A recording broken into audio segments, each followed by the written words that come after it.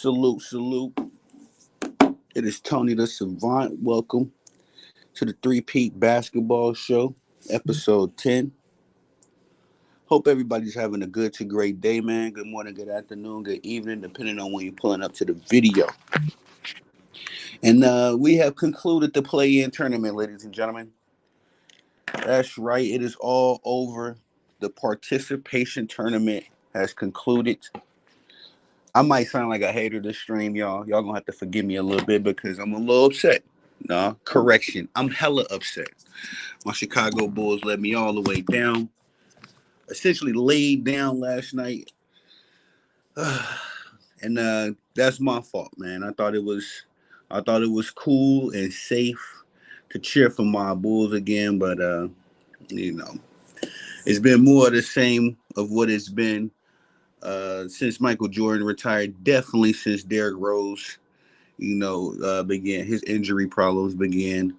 But nonetheless, shout out to the Miami Heat. As I knew this already. This is something I think I came to the realization probably in 2020.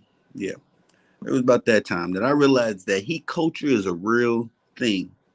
Heat culture, y'all, is next man up. The only reason why everybody else say next man up in sports industries and leagues and stuff is because they can't say Miami Heat culture.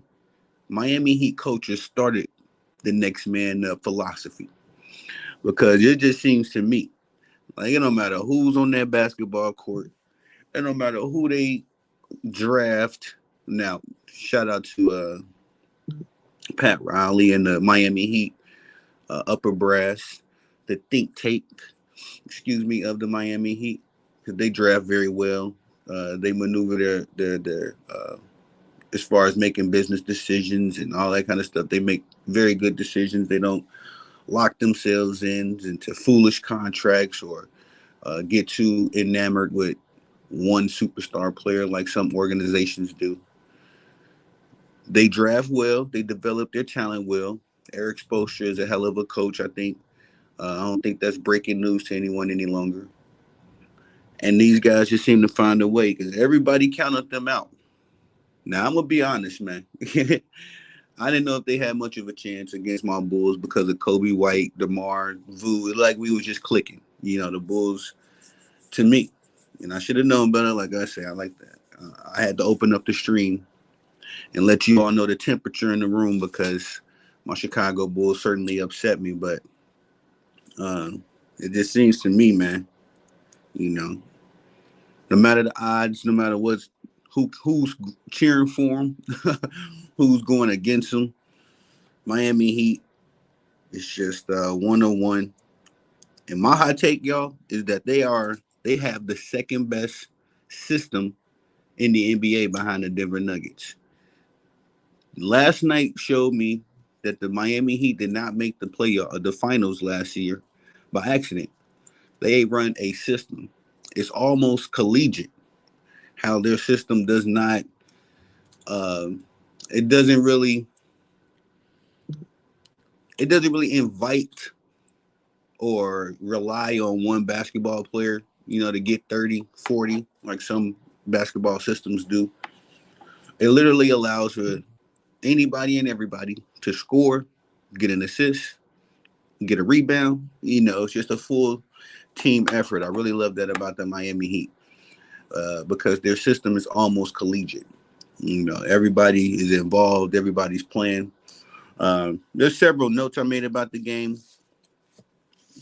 But let's look at these stats real quick. You know how we do it over here, man. We're gonna run the board. We're gonna look at the team stats first. As my Chicago Bulls shot 35 of 92 from the field. Excuse me, I'm just getting my voice back. We're getting it back full time. I took yesterday off because I was trying to force it the day before yesterday. I was still a little bit under the weather. Still was trying to get my voice back and all that good stuff. So I was trying to force it the day before yesterday. I said, all right, I'm going to let the voice chill one more day, let the body heal up. And I'm feeling good. I'm feeling great this morning. So we're about at, excuse me, we're still at about 88%. So if it's any little glitches in the voice and all that good stuff. That's where it's coming from. But like I said, my Bulls, we went 35 of 92 from the field for 38%. Shot horrible from the line. We opened up the game. The first quarter was crazy to me. We lost the game, ladies and gentlemen, in the first quarter. I don't care how the other quarters played out. Even if we was to accidentally win this game, I would have reported to you all that if we had lost the game, it would have been lost in the first quarter. The Bulls shot what we shoot like 13 threes. They were like, I can't recall, but we shot way too many threes in the first quarter, especially during the time when Miami was just going on a run. In fact, in my notes I made as I was watching the game, Miami went on a 19-0 run, y'all. 19-0. They went from 4 points, like 4 to 13 at one point in the game. All right. I thought my Bulls was cooking. Next thing you know, all in one quarter, 19-0 run is 25-13. And my Bulls, and this is why I'm a little upset, y'all, forgive me, but my Bulls continue to shoot cast up threes. And I only reason I want the Warriors dynasty to be over with, I rock with the Warriors. I respect what they put together over there and built up. But it is definitely time, for that dynasty to come to an end, because they set up this trend, man. I mean, I don't know why the other 29 NBA teams continued on with this trend of just shooting up threes, win or lose. It's just getting sickening. And I understand if you got the staff for it. I don't understand. I ain't gonna even say that. I don't understand. If you got Steph Curry and Klay Thompson, I understand. You shooting 43s a game. But if you ain't got Steph Curry and Klay Thompson on your team, you ain't got no business shooting 43s a game. Respectfully. And my Bulls, man, we shot 43 threes. Excuse me. Only made 13 of them. That's 30%, right? It's not, the worst thing in the world, but it's the timely manner of those threes. And forgive me, I'm getting stuck on the threes, y'all. It just brought up that first quarter, when the Miami Heat was going on their run and we couldn't get a bucket to save our lives, but they would just continue to shoot up threes. Much as I love Kobe White, he shot a few too many threes for my taste. I think that the Bulls have a roster, albeit I do not like how our roster is built. We have a roster that needs to work from the inside out. Work through Vu, work through some cuts, get a couple buckets at the paint. DeMar DeRozan is a mid-range assassin. But, I'm hoping that we pink slip everybody except Kobe White and Vu and start from scratch, because this current iteration of the Bulls, I'm tired of it. It's just, I know it's not going to reap us a championship. And if we go on a deep playoff run, excuse me, it's only a matter of time before we run into one of the juggernauts. Say what you want about Milwaukee. They're still a juggernaut. They just got they drama like every other team. 76ers are a juggernaut. The Boston Celtics are a juggernaut. All teams have their flaws, but my Bulls have no business being on the court with any one of those three. I thought that at least, I knew that Miami was going to be a test. You know what I mean? And respectfully, I got a great deal of respect for Miami, the Miami Heat, just like I do the Golden State Warriors. Because every time, even me, I've been guilty of it. Every time I see the Miami Heat being counted out, every time I count them out, these fools find a way to, shake back, get back into the game. And it's just a kudos to the organization as a whole. But to continue on, my Bulls, we went 8 of 10 from the free throw line. 38 rebounds. We got out rebounded with -9 in that department. 27 assists, 6 blocks, 12 steals, 12 turnovers, 36 points in the paint. We were tied there with the Heat, and 19 fouls. Miami Heat shot a very efficient 38 of 82 from the field, 46%, 14 of 33, I don't really like that number as well. I'm cool with a 25 threes a game. You know what I mean? At this point, because a lot of you see these teams again, they're burning down an old trend. Shooting threes and all that stuff. They really kind of got burned out in 2018, 2019. Honestly, in my opinion. Um, and then you see some of these teams, man, they just continue to shoot 40, 50, 60 threes. It's like, bro, that doesn't work anymore. And again, unless you got Steph Curry and Klay Thompson, which we just witnessed, even for them, all that 3-point shooting. I say the past 2 years, all that damn 3-point shooting for the Warriors has stabbed them in the back. You know what I mean? You're shooting yourself out of the game. But anyway, uh, whoa, the Heat looking like the Lakers at the free throw line, 22 or 24, respectfully. Um, but I can't really be mad at that because the Heat, like I say, their whole system is predicated on them getting to the hole. Bam operates very well. He's a very good passer. I think an underrated passer out of the post. I think the play of the game, quiet as kept, was when Bam, he was in the post on one play. I think it was about the second or third quarter. And Juan Watkins, I can't say the name, Triple J for the Heat. he makes a cut. And out of the post, Bam makes a perfect pass. I mean, like just on the money. Hits one right in stride, and it ended up with a dunk. And then that play for me was the play of the game because like I said, it just displayed that the Miami Heat, they run a system, a very impressive system, and I think it's only second to the Denver Nuggets. Just watching how they break down defenses, all facets of the game. It's really nothing you can do with them. When they hot, they hot. Tyler Hero looked like Jimmy Butler out there last night, y'all. You know what I mean? Just playing that lead role, the lead guy, hitting timely buckets. Um, shout out to Tyler Hero. But anyway, let me finish up the stats. Free throws, the Miami Heat shot 91.7% in that department. Again, out rebounded my Bulls by 9. They had ended the night with 47. But we're even in the assist department. They had 26. Even in the points in the paint, they had 36 as well. 6 steals, 6 blocks. So Miami doing what they do. Let's look at these individual performances. Why don't we? My Bulls. Excuse me. Now I was praising Kobe White, but again he didn't do as well as I would have expected him to do last night. But he ended the night with 13 points, 4 assists, 2 rebounds. DeMar, respectfully, 22 points, 3 rebounds, 4 assists. Vu was a stable presence for us all evening last night. He ended with 14 rebounds, hit a couple big threes as well, 16 points. And that's just about it. Don Samu, who played a big game for us last game. He had 19 last game. He ended this game with just 10 points, 4 assists, 4 rebounds. So very, very quiet night for the Bulls across the board. And just kind of ended in a whimper for us, as much as I love my Bulls, man, it's just been very painful cheering and watching the teams that we've been putting on the court.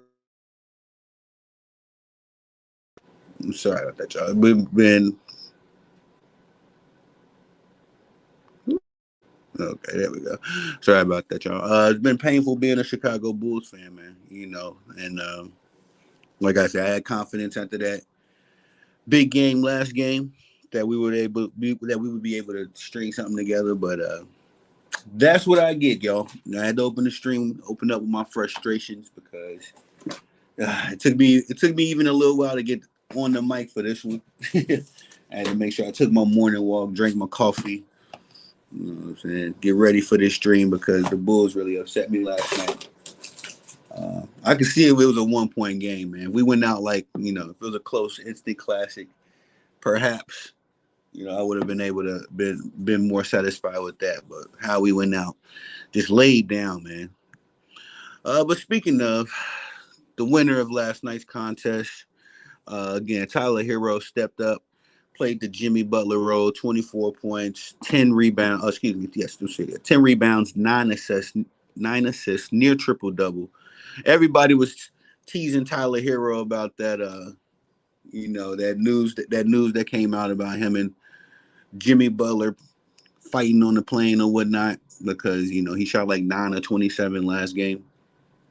I think that was probably a leak story, from somebody in Miami because I'm sure Jimmy Butler and Tyler Hero have a big brother, little brother kind of relationship. I'm sure they go at each other, and maybe Jimmy more, going at Tyler than anything else. But I doubt he came to fisticuffs because Tyler, Jimmy Dane. I'm gonna tell y'all like this.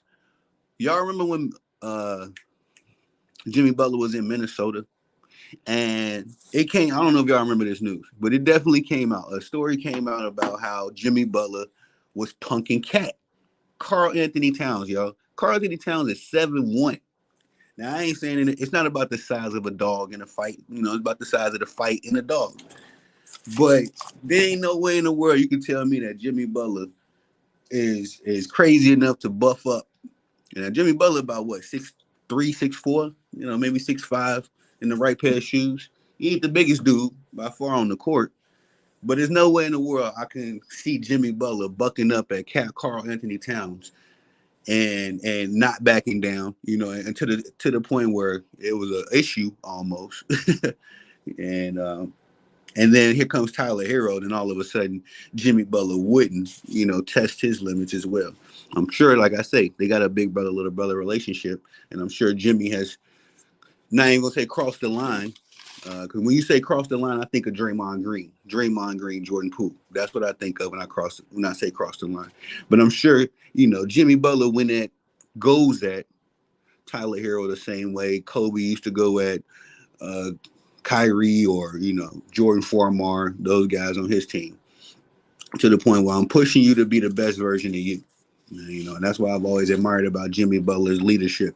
Jimmy Butler has that same caliber of leadership as a Michael Jordan or a Kobe Bryant, as far as his troops really go out and play for him, whether they like him or not, maybe we'll get a 30 for 30 later on down in the timeline about that. But in this, current time, and as we're in real time and watching these games play out, you can definitely see, even with Jimmy Butler not being on the court last night, you can see his fingerprints and his leadership all on this team. These guys really play. And I ain't gonna just, put it all on Jimmy. Like I say, Heat culture is a real thing. That's why we named episode 10 after the Miami Heat. So you got to really nod your head to Pat Riley, Alonzo Mourning, Eric Spoelstra. These guys have built something, a world-class organization. And who's to say that we're not going to be talking about the Miami Heat in another 20, 30 years, the way we talk about the Boston Celtics and the Lakers now? They're certainly building up a mystique and a history for themselves. And in another 20, 30 years, now we forget the Lakers and the Boston Celtics. They went to many finals, even the old version, the old legend versions of them went to many finals and lost. So it's not like the Miami Heat going to the finals now and losing in the Eastern Conference Finals now. It's not going to count against them as an organization in another 30, like I say, 20, 30 years.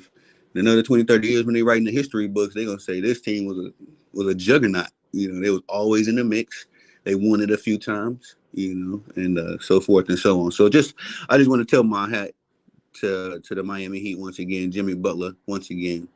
I'm definitely a Jimmy Butler fan as he played for my Bulls, in the beginning of his career.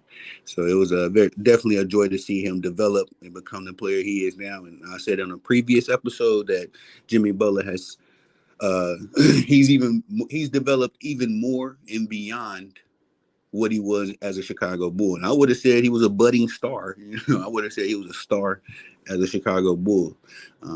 Now he's entered legend, and I'm so hoping that he's able to get a championship as a member of the Miami Heat because he deserves it. A guy that's been that loyal, been literally raising up these guys. I think we forget that Bam was a rookie in 2020, y'all. Well, not a rookie, like a second year player.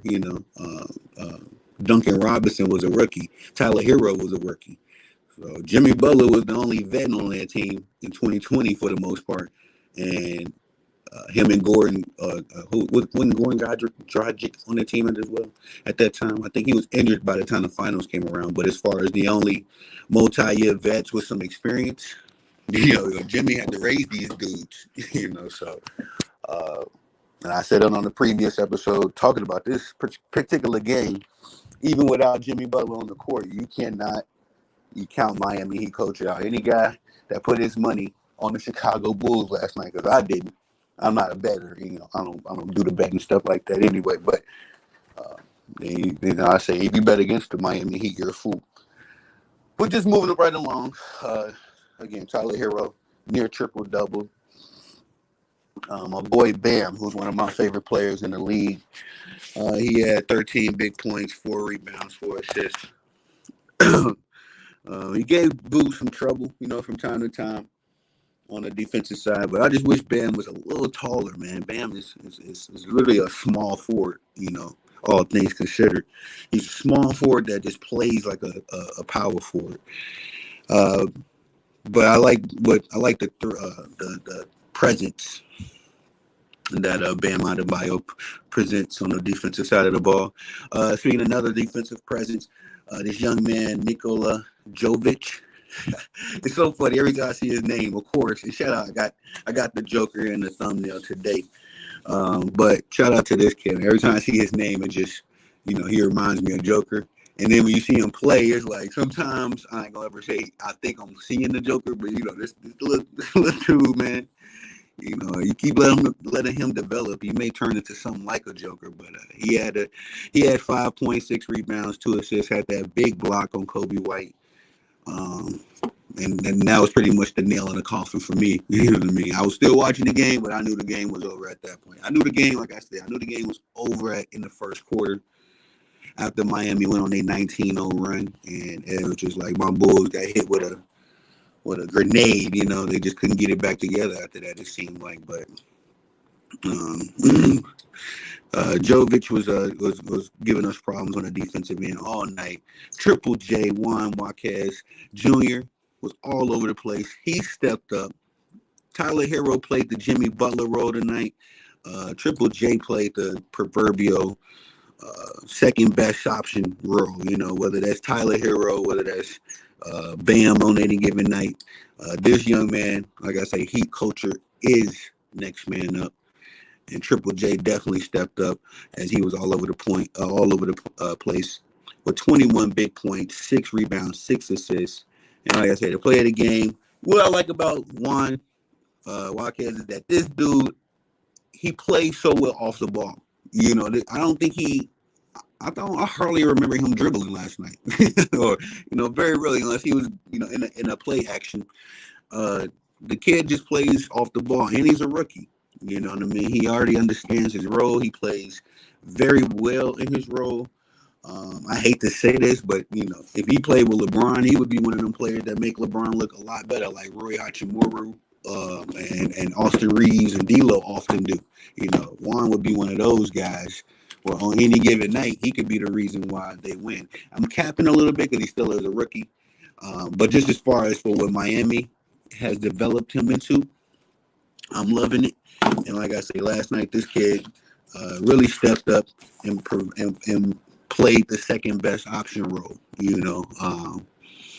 And like I said, the play of the game is when he cut down the lane and Bam called him out of the post. And this kid just got his timing. He's a basketball player. He's a basketball player, and I love that. Also, speaking of love, no pun intended, Kevin Love, the perfect veteran. I made notes about Kevin Love. Kevin Love is the perfect veteran, ladies and gentlemen, because if we go down our history books and we go down Kevin Love's story, we got to remember, ladies and gentlemen, that Kevin Love was a superstar player in this league. Yes, that's right. Respectfully, Kevin Love was one of the proverbial best big man in the league. Now, that's a lot to say because just like Bam, he's a little undersized. as far as what you would say a big man is. I think Kevin Love is like 6'10", 6'9" with shoes, without shoes, but just what he's been able to evolve himself into. Started out as a superstar. Well, started as a pretty much a nobody. Kevin Love wasn't a highly touted, as far as I remember. When he came into the league, I was still a youngster, but and I might be capping a little bit. I have to go really look back in the history books to see what Kevin Love's scouting report was, but I don't recall, him getting a bunch of commercials or nothing like that. So he developed into a superstar player, much like a Joker did, as far as my memory goes, and had the discipline, just the wisdom to sacrifice all that attention, all that potential money, because nobody else was in Minnesota for him to competing for the superstar role at that time. You know what I mean? This was after, I think Kevin Love came after Kevin Garnett and way before Cat. So it was just those empty years of Minnesota losing, but this dude was a baller, and could score on all three levels. Kevin Love was a beast, but he had the wisdom to sacrifice that, the stats, the attention, the dollars, and the glory, so that he can win a championship. And something I've always said about people that's like a Kevin Love. Goons, what's good, big bro? Hello, hello, hello. All right, Goons say check your mic. Let me make sure. Hope the episode wasn't ruined, man. I've been cooking. But anyway, Kevin Love, man, has just been a perfect veteran again. Had the wisdom to go from a superstar player to a championship player to now being a veteran, providing levels of wisdom and being a presence. Hold on, y'all. 1 second. Let me just make sure the audio is good on here. Switch this account real quick. Because I believe, now call me crazy, Kevin Love is partly the reason why this team is able to stay. Kevin Love is partly the reason why. Stay. Okay. Salute, goes. Appreciate it. I know it sounded a little broken up. I think it's because we got some bad weather out here, man. I'm in Texas. I'm in the sticks. My Wi-Fi bars are all the way up, but I'm in the sticks, man, and the weather is very, it's windy, it's raining, all that kind of stuff. I don't know what Texas got going on this morning. We've been getting consistent 75-degree days, y'all. Like, I was loving it. I was on my morning walk this morning, and it felt good. It's like one of them days where it feel good, nice spring day, but out of nowhere, it just started raining like cats and dogs. So it may be messing with the Wi-Fi a little bit, which is messing with the mic, y'all. Please forgive me for that matter. But I just checked the audio, and it seems good from here. It just seemed a little choppy. But anywho, shout out to Goons, man. Y'all make sure y'all check out my brother, man. That's one of my brothers in this content game and doing great work on his channel. Make sure you swing by there, subscribe, and check out a couple of his videos, man. Like I say, I enjoy it. Doing really good work. But Kevin Love has evolved from a superstar player to a championship player to now being a veteran presence for a championship contender. Like I say, as much as you gotta tilt your hat off to Pat Riley, Coach Spo, Jimmy Butler, I gotta tilt my hat to Kevin Love a bit, because he's been able to evolve his game, sacrifice aspects of his game, and realize what's been important. Now he has to be the veteran, for these young talents. Excuse me, for this young talented team. And I think that Kevin Love and Jimmy Butler, like those kind of two dudes, are just a peanut butter and jelly as far as personality goes. And again, I love what Kevin Love has been adding to the Miami Heat since his time. Again, I love what Kevin Love has been adding to the Miami Heat. Yeah, I got to get that chopping screwed. Sorry about that, y'all. But Kevin Love has 16 big points off the bench. And again, I'm hopefully Jimmy Butler is coming back. Hopefully Scary Terry is coming back. Duncan Robinson, he made his return last night as well. He had let me see what did Duncan Donuts do? He put 8 up. He put 8 points up, 3 rebounds, and had one helper. And I believe he hit 2 big threes. So Duncan Robinson is back. I'm hoping they get Scary Terry back because, bro, you don't. When you look at the names on the Miami Heat roster, you got Triple J, you got Jovic, you got Adebayo, you got Hero, you got Caleb Martin, who Caleb Martin comes and goes, but nonetheless, he's a he's definitely a cog in their system. He's very helpful. Just him being on the floor and knowing the plays and knowing what it be, I think that Caleb Martin is one of those silent helpers for the Miami Heat. You got Highsmith, you got Kevin Love, Duncan Robinson, and this is without you got Thomas Bryant, you got Patty Mills, and this is without Jimmy Butler and Terry Rozier. Like this team has depth, and really, if they get those guys back before they go up against them Boston Celtics, the Boston Celtics better pray. They best pray that Jimmy Butler. Well, I know his evaluation came back that he's going to be out 4 to 7 weeks. So that's not even really a situation they have to be worried about. But again, you see how Tyler Hero has no problem stepping up. Not saying that he's going to be consistently doing that, but it's any given night. You can get that same 24 from Bam. Tyler wouldn't have to. All you need from him is about 10 to 15 points, and the rest of these guys play exactly like they did this game. You're not going to have any problems, give or take. Triple J again, like I say, Juan Jaquez. He's a rookie, so his game is going to come and go, of course. But the rest of these guys, if they play exactly how they played tonight, which wasn't great, but wasn't they actually clocked in to come to work. They're not going to have any problems. I think I could see the Miami Heat going all the way to the conference finals easily because I'm not counting against the Miami Heat no more, man. I've been a witness. Of course, they did this to my Bulls last year, but I was not watching the Bulls last season because we were just up and down between all of the drama between Zach LaVine and not between Zach LaVine and DeMar DeRozan, but just the drama with Zach LaVine. And DeMar DeRozan, it's just like, bro, that's why I'm tired of this moderation of my team. I'm tired. We got to get rid of those two dudes. Like I love Boo, but he's just another 30-plus-year-old vet who's gonna want some money, a significant amount of money. Like, just go ahead, bro. We can start over. Let's get it out the draft. Let's build around Kobe, or at least get him some help. And get another player we can quote unquote build around and go from there because I cannot stand this iteration of my Bulls. It's just we're the proverbial 500 team right now. We're not good enough to get a top draft pick, but we're not bad enough to start over and rebuild. So we like just writing this 41-41 record. We're gonna forever be in the play-in as long as we keep this version of the team, which is why I got on Twitter, y'all. If y'all don't mind, go follow your boy on Twitter, Tony the Savant. That's why I had to get on Twitter and say, yo, everybody in the Bulls organization has to go. Peace, sayonara, adios. I'm tired of this. Everybody except Kobe White and respectfully Vooch.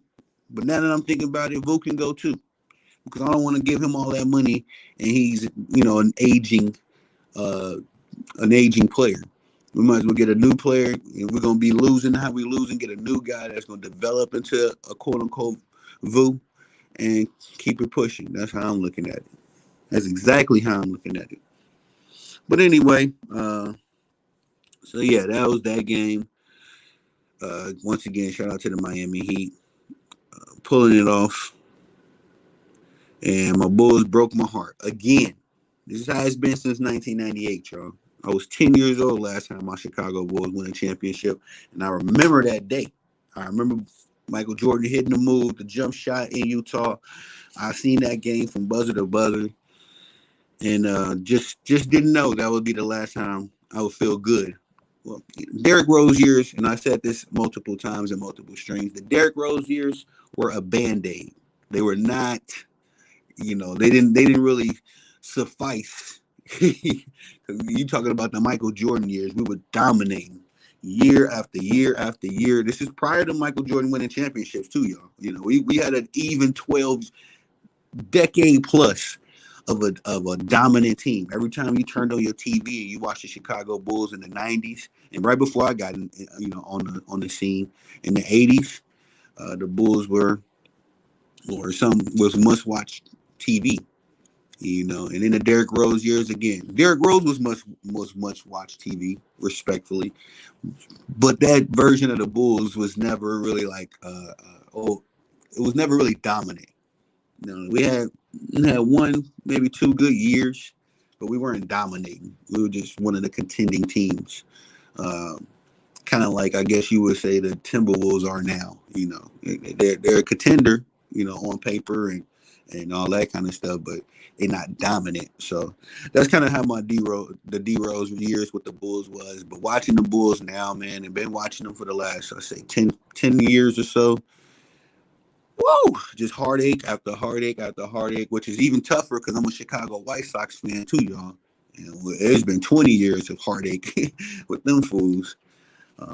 So anyway, shout out to the Miami Heat. They'll be advancing to meet up with the Boston Celtics in the first round of the playoffs, and we'll be having conversations about that series, of course, as it's going to be another heated, no pun intended, heated rivalry series between those two.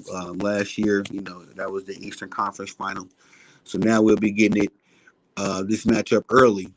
The last time the Boston Celtics was in the playoffs was against this team, and their first taste of the playoffs this year is going to be against the same team that eliminated them. So we'll see what they can do, see if they can put it together and finally get past them. Again, they won't have to deal with Jimmy Butler harassing them and taunting them on the court this year, so it might bode well for the Boston Celtics. But moving right along real quick, y'all, I want to do the Sacramento Kings and Pelicans game, as I'm not as emotionally involved in this game, but it was a good one nonetheless. The Pelicans had no Zion Williamson. I think, in fact, let's look into this. Let me look on the laptop right now. Let's look and see what Zion Williamson's status is, because the Pelicans have advanced out with hamstring injury. Did it say how long he'll be out? I'm not seeing anything right here. Williamson out 3 hours ago. They're just talking about the win. I don't see anything about his injury.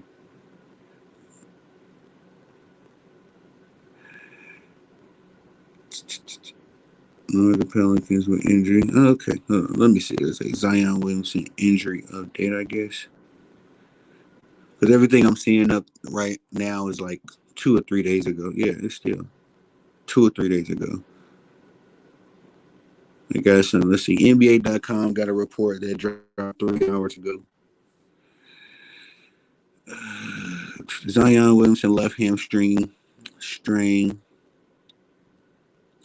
All right, so it's saying he'll be reevaluated in 2 weeks, which is, that's pretty much the first round of the playoffs. If the Pelicans can get past the Oklahoma City Thunder, then we may see Zion Williamson again in the playoffs. Well, I can't call it the play-in. It isn't the playoffs, but we may see Zion Williamson suit up again in this NBA season.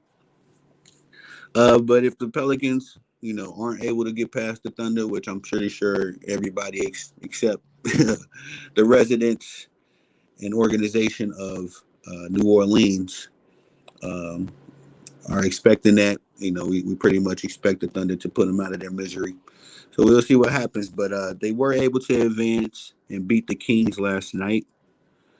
Let me get back to my notes on that. It's so unfortunate, man, because Zion Williamson, I think he's just really had it bad, man. As far as his injuries go and all that, and to see the kind of game that he was having against the Los Angeles Lakers, I was really rooting for him. I'm a Zion supporter. I ain't gonna say I'm like a crazy fan, but I do love how he plays when he goes up against LeBron James. You can tell that he has a high respect and regard for LeBron because he really brings his A game every time him and LeBron James link up on the court. But let's go through the stats. Why don't we? Hold on, let me hit the coffee. As the Sacramento Kings, shot about a league average 40% from the field, 36 or 88. Another one of these stats that I absolutely hate: 43s this game for the Sacramento Kings. I gotta say this real quick, y'all. Sacramento Kings, they think they're the Warriors. All right, they think they're the Warriors. They got up and they played their little hearts out for the Golden State Warriors, right? We all were fooled thinking that these guys. I put my money on. I be capping when I say put my money on. I was cheering. I made my prediction. I said the Sacramento Kings is gonna win this game. I was on my boy Showtime on Point. Showtime on Point Sports. Y'all make sure y'all swing by Big Bro channel. Love what he got going on, man. Love the community he's building over there. But I'm over there capping for the Kings. I'm like, oh yeah, we for the D Fox. Come on, man. D Fox going to go ahead and take Curry's spot and be the new, face of the Western Conference, if you will, at the bare minimum. I wouldn't say D Fox would be the face of the league, but he could have easily been the point guard face of the Western Conference. I thought that's what he was, trending towards. Man, and I can't blame D Fox last night. My only real criticism of him last night is that he did not get his game going early, man. The first half, the entire first half, he was hella passive. The Pelicans were just kind of bullying him. The Pelicans was playing a little bit more physical, if you will. So I understand it's kind of hard to get into your game against a more physical team or a team that's playing physical per se. I even say, I said this in Showtime's chat. Like, look, it's game 84. For a lot of these dudes. Definitely as a team. This is game 84. This ain't even the playoffs. This is a two extra regular season games for these fools. So I'm sure, putting it all on the court for the last few weeks just to make it, for the survival point. It's a lot. You know what I mean? It probably takes a lot emotionally. It's probably taking a lot mentally. We're not even counting the season. Now, I'm not sitting here making excuses. I love the concept of the 82, game season because it's a survival of the fittest. That's what sports has always been about. Sports has always been about who is the physically and who is the mentally strongest. And we use games.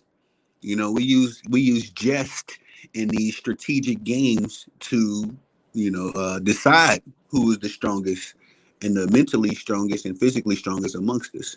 And basketball has just been one of those great examples of this deciphering, who are the alphas and who are not. So, excuse me, y'all. I just got my voice back and I feel like going back out.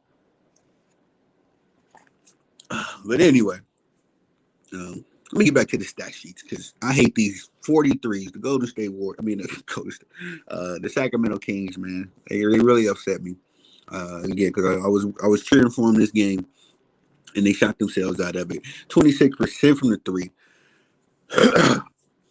Free throws, 15 of 22.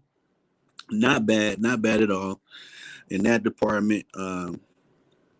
They got out rebounded, -5 in that department. Out assisted as well, -8 in that department. Both teams put up 9 steals, was even in that way. 44 points in the paint for the Sacramento Kings.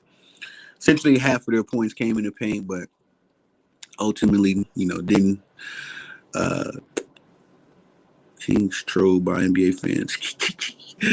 Hey, this is funny. There's a meme going around, and I think it's Mitchell, the young man for the Sacramento Kings. There's a meme going around with him doing the night. Because he did some kind of picture for the Warriors, I guess, doing the night, and everybody's been resharing that meme, doing the night, on the Kings, and that's a fact, bro, because they laid down last night. For the winner of last night's contest, they went 44-85. The New Orleans Pelicans, who I'm talking about, 44-85, 51% from the field. That's what I'm talking about. It's the kind of stuff that used to make my high school coach happy. You know what I mean? He'd take you out on a pizza night, take the team out on a pizza night if we had shot 50% from or plus from the field. Because it just goes to show that it ain't just one player, being efficient. It's the whole team getting good shots. You're talking about 85 shots, 80 plus shots, and you're shooting 50%. That's great team ball. That's a lot of a lot of guys on your court taking smart shots, if you will. 3-pointers, and I love this stat. I love this stat. 7 of 19. All right, that means that they hit a few threes. They missed a few threes and they got back to business because out of those 85 shots that the New Orleans Pelicans took last night, only 19 of them were threes. That means they shot 66 shots from the mid range or closer. I love that. You know what I mean? That's just adjusting in real time. Now, if you hitting threes, you might want to run it up. You might shoot 33s. But if you're shooting 33s, I need you to hit at least 17 of them, to justify it. You got to at least shoot over 50%, to justify that many threes. But anyway, 45 rebounds. The Pelicans also shot 76% from the free throw line, 10 of 13 in there. We got 29 assists, impressive. I always say 30 assists a game means it's either a race to 100, on the scoreboard or race to 30 assists. Every time, most times, either team that gets to that point wins the game. 8 blocks, impressive, +4 there. Both teams were even in the turnovers, 15, and then we get 58 big points in the paint for the Sacramento Kings. Again, very impressive considering that they put up 105, over half your points coming, in the paint. Very impressive outing for the New Orleans Pelicans. My only concern for them is, can we get this again, y'all? Can we get this again? I cannot stand when Brandon Ingram has a great game because he's kind of like AD, man. You know what I'm saying? He gives you these great games. You're ready to put house money on him, call him one of the best, as far as his position in the game or whatever. And then, excuse my French, y'all, the nigga just disappears. You know what I mean? What was this Brandon Ingram? I'm going to shoot him some bail. He was coming back from his injury. Well, to come back from an injury means that you was 100%. It means you was running 3-on-3s, 4-on-4s, 5-on-5s, taking contact. That means you're back. And we couldn't find Brandon Ingram at all against the Lakers. Not nowhere to be found. Did not clock in at all. He was there, but he wasn't there. To call my boy Eddie House. I love that what he was able to do last night, but again, just not enough, man. Excuse me. I love what he was able to do last night, but I need it to be consistent from Brandon Ingram. You know what I mean? I need Brandon Ingram to give me 25 on them nights that Zion is giving me 30, 40. You know what I mean? I want to see that. And CJ McCollum, too.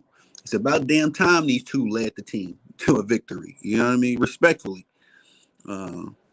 Everybody be giving these cats. I mean, CJ McCollum was kind of butt last night, but CJ is more of one of those spiritual leaders. You need him on the floor. But let's look at these stats, man, because Harrison Barnes, one of the contributors to the demise of the Golden State Warriors dynasty, but also one of the contributors to the building of that dynasty. He had 17 points last night. It wasn't horrible. Harrison was consistent for the most part. 17 points for him. Keegan Murray, he had an injury at one point in the game, and he ended up coming off of the court for a little bit. He returned, but didn't matter. It didn't matter at that point. New Orleans had already set their will on the game.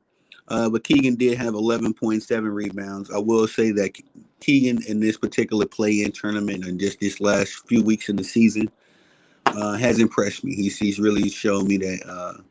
The last 2 years or so, I would say this, but more so this season, he's really shown that he's taken a step forward in his development. The injuries to Malik Monk and Kevin Huerter, I think, played a big factor in as far as Mike Brown and the Sacramento Kings not being able to execute their game plan the way they wanted to. but they definitely have a future. They keep this core together, keep this, most of these guys together, as far as their team. I think that the Sacramento Kings could take another step forward. Although they took a step back this season, I think they could take another step forward next season because Keegan Murray and what's this other guy? Ellis. Ellis was trash last night. He played better the game before last against the Warriors. But I think Ellis is just a rookie, so his game is going to come and go. For the next 2 years or so. But anyway, you keep these guys developing. And you probably could keep Mitchell. Find a way to keep Monk. Kevin Herter can go, but if you can keep him, that'd be great. Sabonis and Fox, you keep this core, man. I really like this core. Everybody's athletic. Everybody plays together. Again, once this team was healthy, that was scary. They was beating the Los Angeles Lakers. You know what I mean? They gave the Golden State Warriors a run for their money. Sacramento Kings healthy is one of the scarier young teams in the West. Right there with the Timberwolves and the OKC Thunder, although their record didn't show it this season. But nonetheless, Keegan Murray, that's what he had, 11 points. Sabonis was a little crazy last night.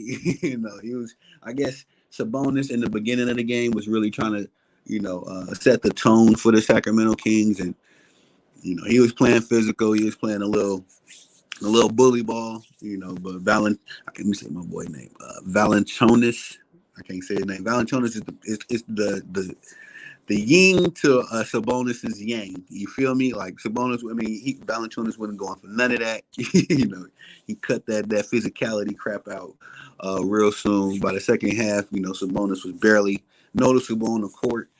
But anywho, Sabonis had 23 big points, 14 rebounds. A lot of that damage was done in the first three quarters. De'Aaron Fox, again, he showed up late. He showed up late to work, but again, I need De'Aaron to get busy early. And I think that's just a part of his development. As De'Aaron is still, he's at that point in his career, he's becoming a budding superstar, if you will. No, I would say budding star. He's a budding star. Like he's a good player. You know what I mean? He's one of the better point guards in the league right now. But this season, last season, I would have said he was a budding star. This season, I don't want to take too much wind out of his sails. He did have 35 big points this game.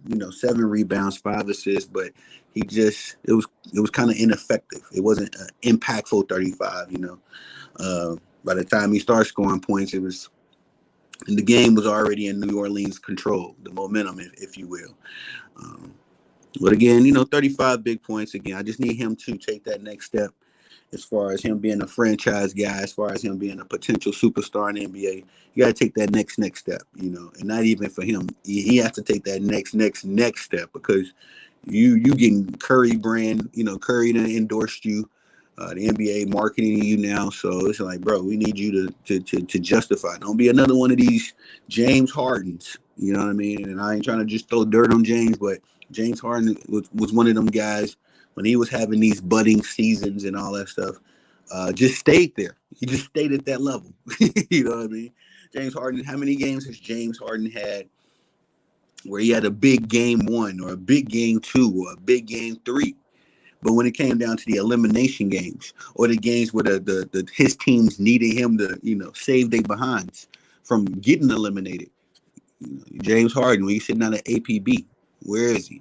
You know what I mean? So I just hope that De'Aaron doesn't turn into that as he's in that budding superstar level again, like I say. But we need to see him take that next step forward and actually play bigger and more impactfully in these big games like this. Your team needs you, especially when you're down. You're down troops. You're down to Malik Monk. You're down to Kevin Herter, and then another one of your key guys, Keegan Murray.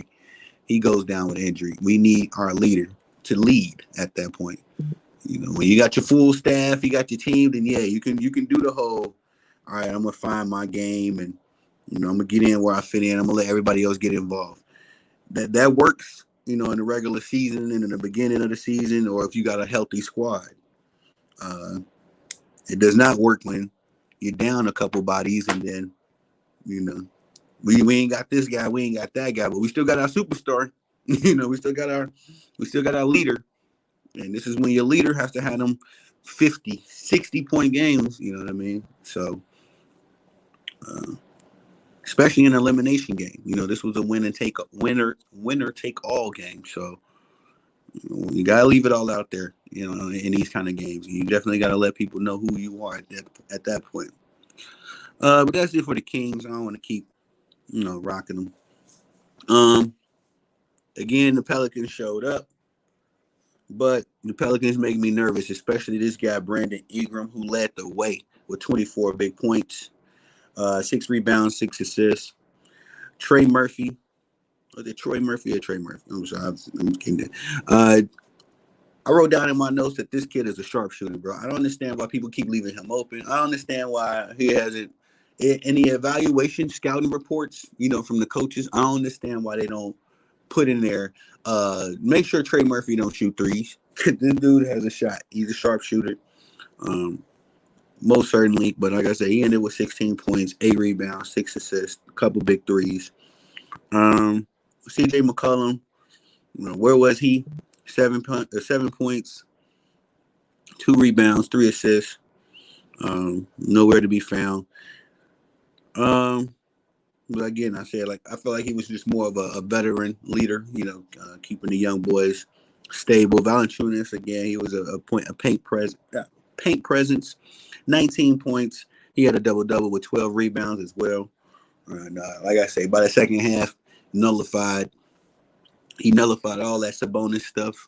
All them double-double Sabonis was putting up. I mean, he got a double-double, but he ain't win nothing. It didn't mean nothing. So, but Valanciunas also had a double-double and was out there, like I say, pretty much negating whatever Sabonis called himself doing. This kid Marshall, let me see, what's his first name? Najee Marshall. This dude, him and Jose Alvarado. When these two dudes play well, man, this team just looks different. You know what I mean? Like they look like a serious contending team. I would say this much. Between Trey Murphy, Herb Jones, is it Trey? Yeah, it's Trey. Trey Murphy, Herb Jones, Najee Marshall, and Jose Alvarado. These dudes, man, are like the most important players for the for the Pelicans. You know what I mean? Like when they play well, this team just looked like one of the scarier teams in the league. As Marshall was hitting big shots, he had 11 points. It doesn't really say it on the stat sheets, the impact that these guys had. Jose Alvarado was all over the place, giving them great, perimeter defense. In fact, he was partially the reason why De'Aaron couldn't get in his groove early. Just giving them troubles on the perimeter. I couldn't speak for nothing. Just giving them troubles on that perimeter defense. And Jose Alvarado is a guy that I think every team wants. Every team needs for sure. But if he was ever to hit the free agency market, he would not have any trouble finding work. This kid is just, he stays busy. He's a nightmare. He's the kind of guy that you love if he's on your team. You hate it if he's on the other team. I hate to use all these cliches about him, but when I'm watching these kids, these 4 guys in particular, when I'm watching these 4 on the court, like I say, they just make me feel like the New Orleans Pelicans are one of the scarier teams in the league. But they were able to contribute with big points. Larry Nance, where did he come from? He was putting up some clutch points as far as just timely buckets when the Pelicans needed to keep the momentum or push the momentum. 13 points, 4 rebounds, 3 assists. Another thing, Larry Nance provides a very different element than Valanciunas does. Jonas Valanciunas is like a Joker type, the Euro type. He's not very athletic. He does all the other stuff. He's tough. He's tough as nails. He got a post game. He rebounds very well. He ain't gonna really just jump out the gym or anything like that. But that's the part that Larry Nance provides. Larry Nance brings in that element of athleticism, He can rebound with you. He can defend. But like when I'm watching, as far as the how the game kind of changes when Larry Nance is out there versus when Jonas Valanciunas is out there. Just as a savant, I gotta notice. I gotta notice these things. I love how they can, swap out those two different play styles and still be successful with it. As when Valanciunas was out there, like I said, he was nullifying Sabonis in one kind of way, just kind of being tough for putting the elbow in Sabonis' ribs, just getting them off, getting them uncomfortable. And then Larry Nance was just out athleticizing, Sabonis, um, getting just jumping over him for the most part. So just hopefully they're able to keep that yin and yang. I like that combination. And it's unfortunate again that Zion's going to be out as long as he's going to be out, because I think that these different elements, those four guys I named, uh, Zion Williamson being, a budding superstar, Brandon Ingram, if he continues to play like this, why won't the New Orleans Pelicans go as far as they want to go? And then CJ McCollum. CJ McCollum is good for a 30 burger on any given night. If he shows up and he plays well, even, like I said, tonight or last night, he was just more of a veteran presence, more of a voice of reason for the young boys, keeping them focused on what the mission was at hand, as it was a winner take all game.